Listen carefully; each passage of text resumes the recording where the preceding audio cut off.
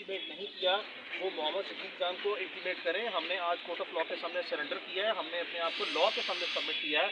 ہم صدیق جان جیسا کہ آپ جانتے ہیں آپ کی کولیگ ہیں, یہیں پہ سارا دن عدالتوں میں ہی ہوتے ہیں, یہی قانون کی جو ہے وہ موسٹلی جو ہے وہ رپورٹنگ جو ہے وہ کرتے ہیں. تو ہم obviously 100% we are for the law, we want to submit towards the law, we want to cooperate. اگر کوئی اس چیز کو ایز اے ٹول یوز کر کے کوئی زبان بندی کرنی ہے یا کوئی نیریٹو چینج کرنا ہے یا کسی شخص کو جو ان سا ہے اپنی ذمہ داریوں سے روکنے کے لیے ٹول استعمال کرنا ہے, اسی لیے ہم نے آج عدالت میں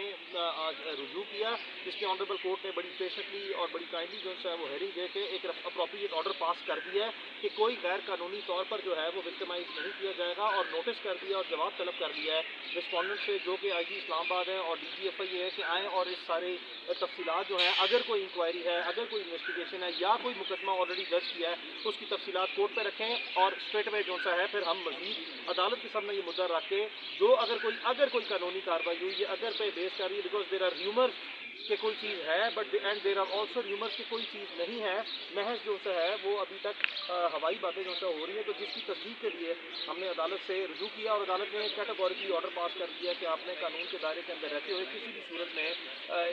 صدیق جان کو ہراس نہیں کرنا. اور یہ پٹیشن ایک مین پٹیشن جو